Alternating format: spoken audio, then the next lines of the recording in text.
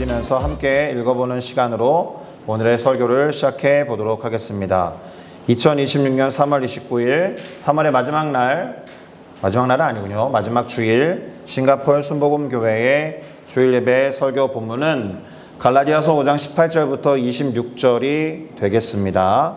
오늘 설교 본문은 갈라디아서 5장 18절에서 26절이 되겠습니다. 이 시간 기록된 하나님의 말씀을 존중하는 마음으로 모두 그 자리에서 일어나셔서 오늘 설교 본문 갈라디아서 5장 18절에서 26절을 함께 읽어보도록 하겠습니다. 다 같이 읽겠습니다. 너희가 만일 성령의 인도하시는 바가 되면 율법 아래에 있지 아니하리라. 육체의 일은 분명하니 곧 음행과 더러운 것과 호색과 우상 숭배와 주술과 원수 맺는 것과 분쟁과 시기와 분냄과 당 짓는 것과 분열함과 이단과 투기와 술 취함과 방탕함과 또 그와 같은 것들이라. 전에 너희에게 경계한 것 같이 경계하노니 이런 일을 하는 자들은 하나님의 나라를 유업으로 받지 못할 것이요 오직 성령의 열매는 사랑과 희락과 화평과 오래 참음과 자비와 양선과 충성과 온유와 절제니 이 같은 것을 금지할 법이 없느니라. 그리스도 예수의 사람들은 육체와 함께 그 정욕과 탐심을 십자가에 못 박았느니라. 만일 우리가 성령으로 살면 또한 성령으로 행할지니 헛된 영광을 구하여 서로 노엽게 하거나 서로 투기하지 말지니라. 아멘. 자리에 앉으셔도 좋겠습니다. 이제 방금 읽어본 이 갈라디아서 5장 18절에서 26절 말씀을 가지고 성령으로 산다는 것은 이와 같은 제목으로 올해 들어서 지난 3개월 동안 이어왔던 성령에 관한 설교를 오늘 마무리해 보려고 합니다. 참고로 다음 주부터는 성령의 열매에 대한 설교를 통해서 크리스천들의 성품에 관한 내용을 다루어 보려고 합니다. 자, 오늘은 이런 이야기로 시작해 보겠습니다. 여러분, 우리에게 다 있는 안 좋은 습관이나 버릇을 없애거나 고치는 방법에는 어떤 것들이 있을까요? 또 신앙과 관련해서는 반복해서 습관적으로 짓는 죄를 더 이상 범하지 않기 위한 가장 좋은 방법은 무엇이 있겠습니까? 제가 이 질문을 던지는 순간 이거 나 진짜 하기 싫은데 하는 것들이 있을 거 아닙니까? 게으름이랄지 나태함이랄지 이런 질문과 함께 끊임없이 지금까지 살아왔던 삶의 시간만큼 고민해 왔을 거다라고 생각하고 앞으로도 고민은 계속될 가능성이 높죠. 그 안 좋은 습관이라는 게 습관이어서 오래 가는 것 아닙니까? 그런데 제가 좋은 방법을 알려드려 보도록 하겠습니다. 우선 이거를 해결하는 방식에는 크게 두 가지가 있습니다. 첫째는 마이너스 방식이에요. 무슨 말입니까? 무엇인가를 하지 않는 방식. 그러니까 빼는 방식, 뺄셈의 방식으로 목표를 이루어가는 것을 말합니다.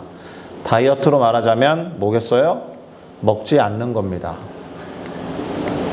어렵죠, 벌써? 헛한 웃음이 튀어나옵니다. 효과는 진짜 좋습니다. 그런데 먹고 싶은 욕구와 욕망, 본능이랑 싸워야 돼요. 어렵습니다. 정말 어렵습니다. 그렇지만 하기만 하면 대단히 효과적입니다. 그럼 두 번째 방식은 뭘까요? 마이너스 방식이니까 두 번째 방식은 플러스 방식이겠죠. 무엇인가를 하는 방향으로, 더 하는 방식으로 목표를 이루어가는 것을 말합니다. 다이어트로 말하면 뭐겠습니까? 운동을 하는 겁니다. 욕구나 욕망보다는 조금 더 가치 있는 일이 뭐가 있을까? 조금 더 의미 있는 것이 무엇이 있을까? 그 가치 있고 의미 있는 일을 가지고 덜 가치가 있고 덜 의미가 있는 것을 대체해 버리는 거예요. 제가 언젠가 예로 든 친구가 있습니다. 다이어트에 대한 생각은 잠깐 잊어버리십시오. 네. 취업을 하고 퇴근하고 나면 집에 와서 씻고 무려 4시간 동안 아무것도 하지 않고 텔레비전을 보는 게 고민인 친구가 있었습니다. 네, 제가 대학교 다니는 내내 양육을 했는데 취업을 하고 한참 시간이 흘러서 우연히 만났는데 그런 얘기를 하더라라는 거예요. 아무것도 하지 않고 4시간 동안 텔레비전만 보는 것 문제입니까? 첫 번째 저는 야 그게 뭐가 문제냐라고 했습니다. 네가 직장 생활을 하면서 너무 오랜 시간 동안 열심히 노력하고 애썼으면 집에 들어가서 4시간 동안 너가 좋아하는 프로그램을 보면서 즐기는 것이 뭐가 문제냐? 네가 오늘 열심히 산 것에 대한 보상이 아니겠냐? 그러니까 자유해도 좋겠다 그랬어요. 그때는 이제 목사가 아니고 간사니까 간사님 자유하지가 않습니다. 자유하지가 않아요. 정말 제가 한번 세봤는데요. 5일 내내 거의 30시간 동안 일한 만큼 텔레비전을 봅니다. 그런 거예요. 어떻게 했으면 좋겠습니까? 라고 했을 때 제가 조언을 했죠. 마이너스 방식으로 안 되는 거 아닙니까? 텔레비전을 끊을 수가 없고 전원을 뽑아버릴 수도 없으니까 마이너스 방식으로 안 되니까 어떻게 해야겠어요? 플러스 방식으로 그걸 대체해 버려야죠. 영어 학원을 끊어라. 헬스를 끊어라. 끊으라는 게 아니고 티켓을 끊어라. 그리고 친구들을 만나라. 그러면 동일한 시간에 해야 될 것들이 그걸로 대체되기 때문에 30시간이 20시간으로 줄어들고 15시간으로 줄어드니까 네가 아마도 텔레비전을 이제 보고 싶어서 볼 거다. 할 게 없어서 보는 게 아니라 친구 보고 들어와서 영어학원 다녀와서 운동하고 들어와서 잠자기 전까지 4시간이 아니라 1시간 동안 너무 즐겁게 볼 거다. 플러스 방식으로 뭔가를 해결해 가는 조언을 한 적이 있습니다. 제가 이렇게 말하니까 플러스 접근이 훨씬 좋아 보이죠? 그런데 그런 건 꼭 아닙니다. 제일 좋은 건 뭐겠어요? 병행하는 거예요. 다이어트를 예로 다시 들어야죠. 음식을 마이너스적으로 줄이면서 플러스적으로는 운동을 더하는 것. 고개를 너무 설레설레 저으면 어떡합니까? 많이 해봤다 이거죠. 줄이는 건 정말 안 되는 것 같아요. 마이너스로 해야 될 것을 플러스로 해가지고 더 많이 먹고 운동을 해야 되니까 그걸 또 마이너스로 줄여가는 역효과를 가지고 오는 경우가 있기 때문에 정말 허탄한 웃음이 밀려오는 것 이해합니다. 어쨌든 그럼에도 불구하고 다이어트는 조금 적절한 예가 안 되는 것 같지만 안 좋은 습관이나 버릇을 없애고자 한다면 그것을 대체할 수 있는 다른 것을 더하는 방법, 그것을 우선적으로 고려하는 게 좋을 겁니다. 신앙과 관련된 이야기를 해볼까요? 특별히 죄와 관련해서 비슷한 맥락에서 이야기해 볼 수 있습니다. 여러분 반복해서 습관적으로 짓는 죄가 있을 텐데 그 죄를 안 짓기 위해서 그 죄에 초점을 두고는 안 지어야지 이렇게 고민하거나 생각하기보다는 그 반대로 하나님께 시선과 초점을 두고 하나님과 친밀한 시간과 교제를 위해서 애쓰다 보면 안 지어야지가 아니라 점점 자연스럽게 멀어지고 있는 내 모습을 발견하게 될 것입니다. 특별히 죄와 관련해서는 내가 습관적으로 범하는 죄의 빈도를 잘 따져보시면 하나님과 시간을 많이 보내면 보낼수록 어느 순간 빈도는 줄어 있을 겁니다. 그러니까 하나님과의 교제로 죄와 관련된 행위를 대체해 보시라라는 겁니다.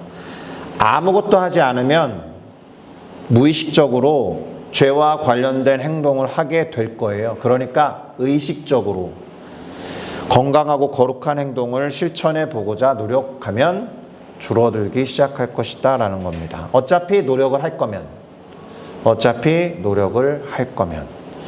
자, 그런데 이와 같은 고민을 우리만 하고 있었던 건 아니다라는 거죠. 우리한테 큰 위로가 될 만한 엄청난 인물을 소개해 드리도록 하겠습니다. 그 사람은 제가 거의 매주 말하고 있는 사도 바울이라는 사람입니다. 아주 위대한 사람입니다.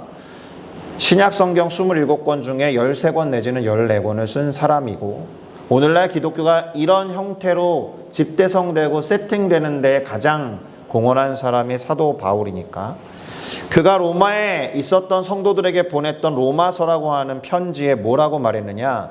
내가 원하는 바 선은 행하지 아니하고 도리어 원하지 않은 바 악을 행하는도다, 이렇게 말했어요. 제가 저거를 다른 영어 버전으로 봤을 때 나와 가까이에 있는 this는 하지 않고 this, 나와 멀리 있는 that, 저것을 하더라, 이렇게 설명해 줬던 기억도 있습니다.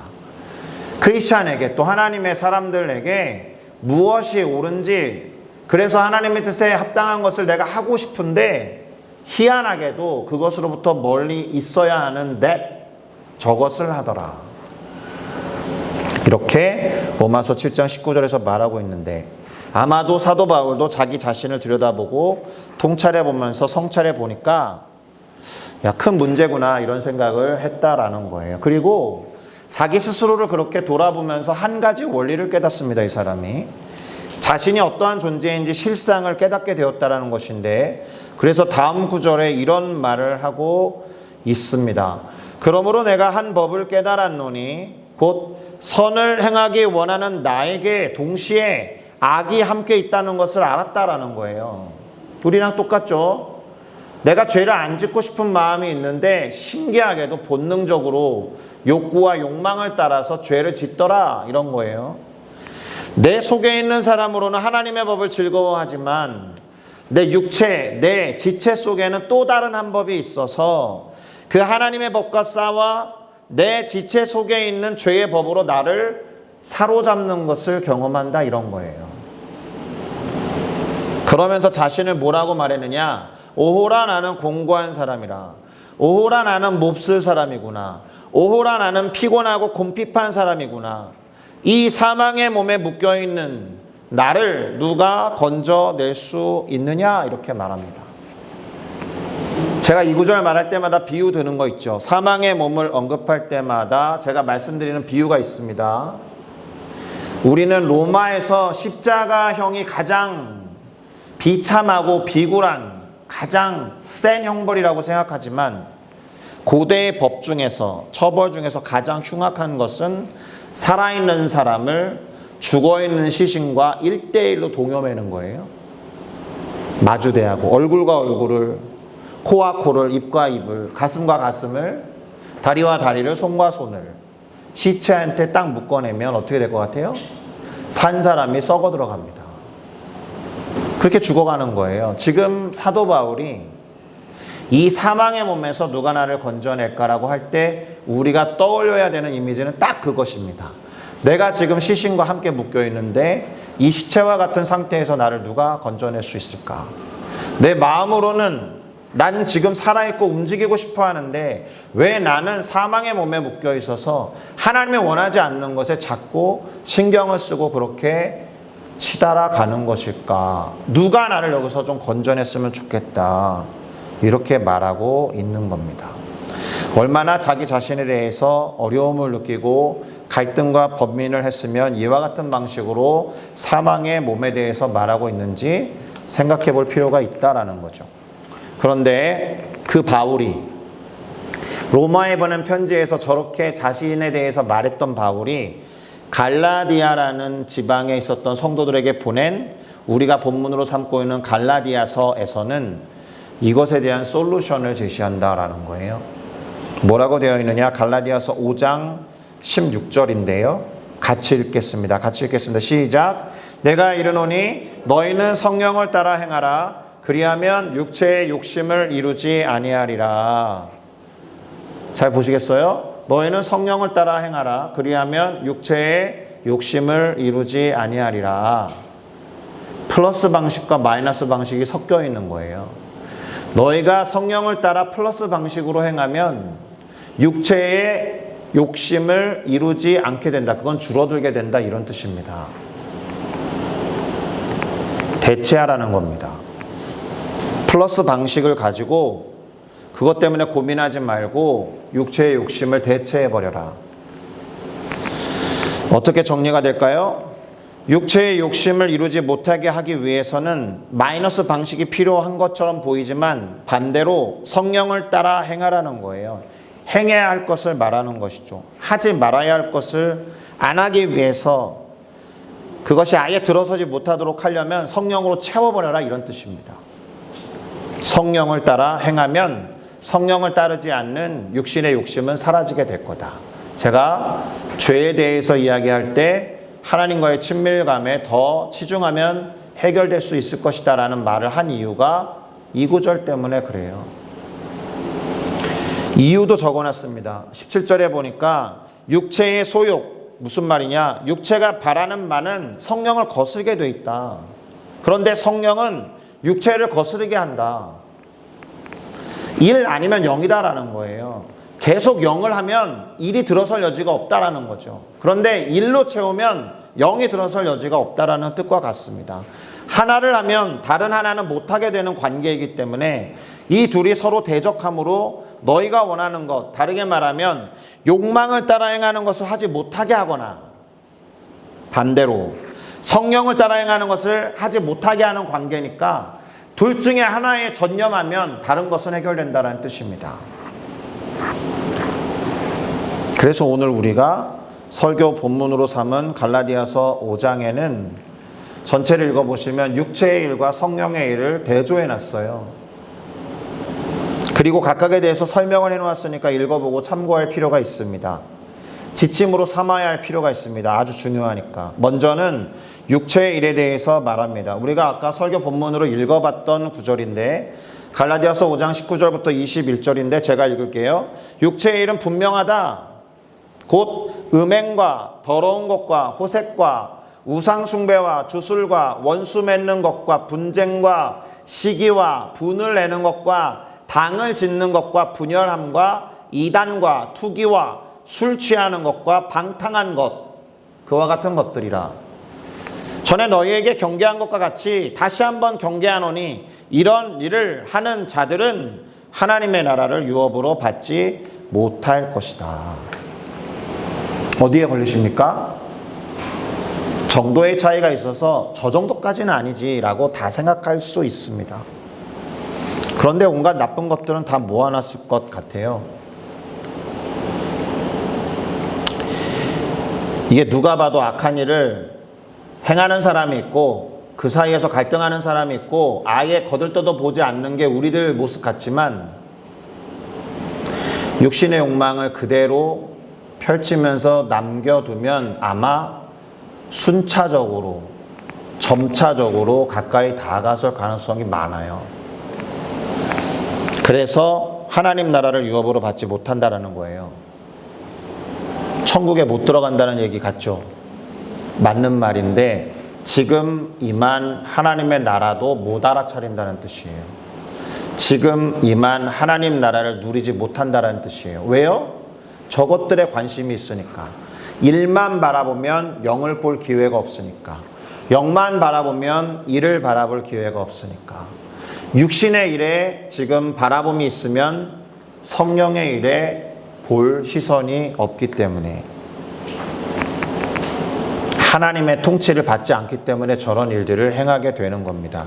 들어가지 못하고 누리지 못하고 다른 것에 정신 팔려 있어서 결국에는 죽어서도 천국에 못 들어갈 것이다 라는 겁니다. 그런데 사도 바울이 여기서 기술을 끝낸 게 아닐 거 아니에요. 성령의 일을 그 다음에 적어놨겠죠. 성령의 열매가 무엇인지 살펴보고 우리는 거기에 주목해 보아야 합니다. 갈라디아서 5장 22절에서 23절인데 이건 함께 읽겠습니다. 시작. 오직 성령의 열매는 사랑과 희락과 화평과 오래 참음과 자비와 양선과 충성과 온유와 절제니 이 같은 것을 금지할 법이 없느니라. 아멘. 이 모든 것으로 충만하기를 바랍니다. 정말 그렇게 된다면 다른 것이 나타날 여지가 없다라는 거예요. 이 같은 것을 금지할 법이 없다라는 뜻은 이 문장에 주목해야 돼요. 이 같은 것을 금지할 법이 없다. 그런데 정말 그렇습니까? 성령의 열매가 나타나는 것을 금지할 수 없고 막을 수 없다라는 식으로 읽히는데 우리의 삶에 정말 그래요? 사랑이 막 나타나요? 희락과 화평이 나타나요. 오래 참음과 자비와 선을 쌓아가는 게 나타나요. 충성과 온유와 절제가 충만해요. 내 삶에 이것을 금지할 법이 없다고 하는데 왜 내 삶에는 이것이 마치 금지된 것처럼 나타나는 거지? 이런 생각할 수 있잖아요. 그래서 설명이 필요한 거예요. 이 같은 것을 금지할 법이 없다라는 말을 설명해야 되는데 나무의 비유로 설명을 해보겠습니다. 여러분, 감나무에는 감이 열려요. 포도나무에는 포도가 열리고 사과나무에는 사과가 열립니다. 그래서 언젠가 말씀드린 적이 있듯이 나무는 신기하게도 열리는 열매 이름을 따라 명명했어요. 그게 자연스러워서. 사과나무에서 포도가 열리지 않아요. 그럼 뭐 사포나무라고 해야 되겠지. 딸기는 나무가 아니겠지만 딸기가 열리는 가지에서는 딸기만 나와요. 오렌지가 나오지 않아요. 나무의 존재 이유는 그래서 열매에 있어요. 그 나무에서 그 열매가 나오는 것이 지극히 당연한 이치다. 자연의 순리다. 창조 질서다라는 거예요. 순리. 그렇게 안 되는 것은 영리라고 하는 거죠. 거스르는 것이니까 이상한 거예요. 그러니까 성령의 나무라면 성령의 열매가 맺혀지겠죠. 게다가 그것이 성령이라면 막을 수가 없어요. 먼 얘기하는 것 같고 딴 나라 이야기하는 것처럼 들릴 수 있지만 원리는 동의하시잖아요. 그러니까 관건이 뭐라는 거예요? 나는 성령의 나무인가가 관건이겠죠. 성령의 나무라는 전제 하에서 그런 열매를 맺는 것은 당연하니까 자연의 법칙이니까 막을 방법이 없다 이런 거니까 내가 성령의 나무인지가 중요한 거죠. 바울은 오늘 성령의 나무라는 표현 대신 다른 표현을 사용하고 있습니다. 그것이 무엇이냐 하면 그리스도 예수의 사람들이라는 표현을 씁니다. 영어로 보시면 those who belong to Christ Jesus라고 되어 있습니다. 다르게 말하면 쉽게 말해서 뭐예요? 크리스찬입니다. 크리스찬의 정의가 those who belong to Christ예요. 그들에 대해서 오늘 본문이 말하고 있는 것을 마저 읽어보고 설교를 마무리하는 작업으로 넘어가 보면 좋을 것 같습니다. 갈라디아서 5장 24절에서 26절인데요. 제가 읽겠습니다. 그리스도의 사람들은 이런 얘기인데 그 사람들이 어떤 사람들이냐? 육체와 함께 그 정욕과 탐심을 십자가에 못 박은 사람이다 라는 거예요. 그러니 우리가 성령으로 살면 당연하게도 성령으로 행할 것이고 헛된 영광을 구할 일이 없으며 서로 노엽게 하거나 서로 투기하지 아니한다라는 겁니다. 자, 이제 스스로에게 질문을 던져보셔야 되는 거예요. 어떤 질문을 던져야 되느냐? 죽었는데 도대체 어떻게 다시 영향력을 행사하는가? 둘 중에 하나죠. 안 죽었거나. 그러니까 욕구와 욕망을 예수 그리스도와 함께 십자가에 못 박아서 죽였는데 안 죽었거나. 맞죠? 그러니까 여전히 그것이 영향력을 미치니까 또 갈팡질팡하는 거잖아요. 아니면 관성이 남아있는 겁니다. 내가 이 방향으로 계속 가고 있었기 때문에 이 방향으로 가려는 습성이 작용해서 아직 조금 멈칫하는 그런 모습일 수 있다. 그러나 우리는 돌이킨 삶을 살기 때문에 반대편의 관성을 이제 이용할 필요가 있는 겁니다. 자, 그리스도에게 속한 사람은 예수 그리스도와 함께 십자가에 욕구와 욕망을 못 박은 사람이다 라고 정의한 거예요. 내 실상은 어떤지 모르지만. 그러면 내 실상과 내가 추구하는 그 정의 사이의 이 간격을 어떻게 메꿔야 돼요? 현실은 그렇게 못 살고 있는데 크리스찬이면 그렇다며 너무 먼 이야기인데 하는 이 간격을 어떻게 메꿔야 되냐고. 믿음이 필요한 거예요. 그래서 믿음.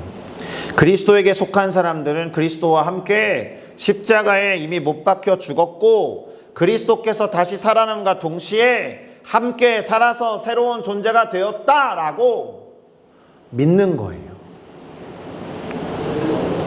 너무 약해요? 이것만 계속해도 그 신분에 합당한 삶을 살게 될 겁니다. 이걸 안 하잖아요. 성령으로 거듭나게 된 하나님의 자녀로서 그리스도에게 속한 자가 되었다 이렇게 자꾸 선언하면 다음부터 이어지는 삶은 성령으로 살아가는 삶이 될 것이고 성령으로 행하는 삶이 될 겁니다. By the Spirit and with the Spirit. 육체에 의해서 육체와 함께가 아니라 욕구와 욕망에 의해서 욕구와 욕망과 함께가 아니라 하나님이 우리에게 주신 성령으로 성령에 의해서 성령과 함께 나는 산다라고 플러스적인 고백을 하셔야 한다라는 겁니다. 할렐루야. 하나님 우리에게 성령을 선물로 주셨어요. 그러면 선물로 주셨다라고 할 때 그 선물을 받기 위해서 내가 한 건 아무것도 없습니다. 그 선물이 나한테 주어진 게 당연한 거야 라고 하려면 이 선물은 선물이 아니라 상이어야 해요. 내가 이것을 상으로 취할 행동을 했으니까 나한테 주어진 것이지 라고 하려면. 그런데 성경에 성령이나 우리가 받은 구원을 상이라고 표현한 적이 없어요. 선물로 주셨다. 그래서 그 선물을 번역하니 은혜라고 하는 거예요. 내가 한 건 아무것도 없는데 그냥 주신 거예요. 그럼 이제 여러분 생각해 보셔야죠. 선물을 받았을 때 가장 좋은 반응이 무엇이냐? 첫째, 포장지를 뜯어요. 기분 좋게. 설렘을 가지고 기대감을 가지고 열어요. 마음에 안 드네 이럴 수 있지. 사람이 주는 선물일 땐 그렇지만 우리를 가장 잘 아시는 하나님이 가장 좋은 선물, 최선의 선물로 우리에게 주신 거라면 펼쳐보고 열어보고 누리며 즐거워하는 게 선물에 합당한 반응이겠죠. 성령을 얼마나 즐거워하고 기뻐하고 누리고 있느냐가 다시 한번 플러스적인 접근이다라는 겁니다. 마무리하도록 하겠습니다. 성령을 힘입어서 그 능력으로 살고 그 능력으로 행하지 아니하면 그럼 뭐가 대체된다는 거예요? 육체의 일이, 육체의 소욕이 계속 영향력을 미친다라는 거예요. 왜냐하면 일이면서 동시에 영일 수 없기 때문에. 그러니 믿음으로 살아가자라는 거예요. 내 비록 관성이 남아있고 아직 안 죽은 것 같은 의심이 들어도 믿음으로 계속 고백하는 것을 플러스적으로 해버리면 바뀔 겁니다. 확실히. 해보세요. 제발. 기도도 1분이 멀다 하고 안 하는데 성령을 인정하고 찾으라는 말도 몇 주째 하고 있는데 하고 계세요? 오늘 또 해야 될 것을 또 말하는 거예요. 믿음에 대해서. 뭡니까? 그렇게 간주하고 그렇게 여기라라는 거예요. Regard A as B 하라는 거예요. Regard 박민규 as the righteous 하라는 거예요. 박민규는 의로운 자야라고 간주하라고요. 그렇게 여기라고요. 나는 성령에 따라 살고 성령을 힘입어 사는 존재야라고 regard 하라고요. 그것만이라도 하라고요. 제발.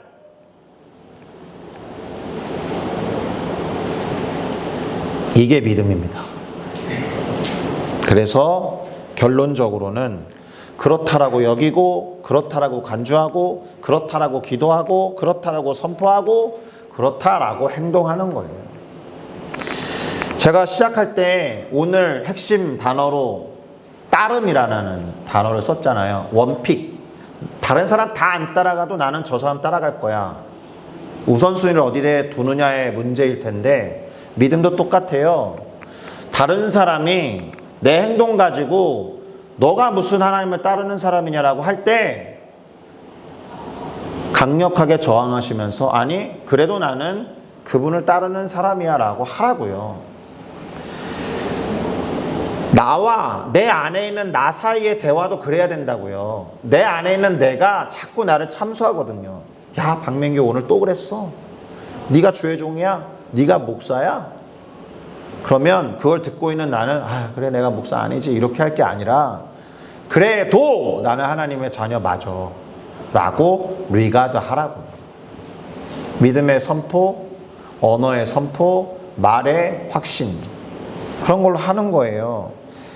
그게 조금 더 안 될 것 같으면 그래서 기도하는 거죠. 그것도 말이잖아요. 하나님께 도움을 구하고 성령의 능력으로 살아가라.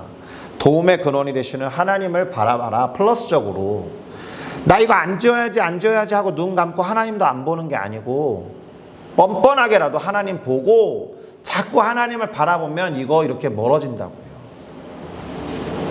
그러니 수시로 나는 지금 누구와 어디에 주목하면서 살아가고 있는가 이렇게 묻고 답하면서 성령을 따라 성령을 힘입어 살아가는 우리 모두가 되기를 예수 그리스도의 이름으로 축복합니다. 아멘.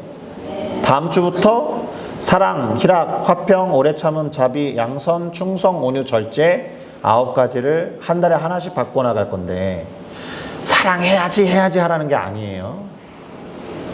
성령을 인정하고 환영하고 의지해서 살아가면 자연스럽게 나타날 것이다.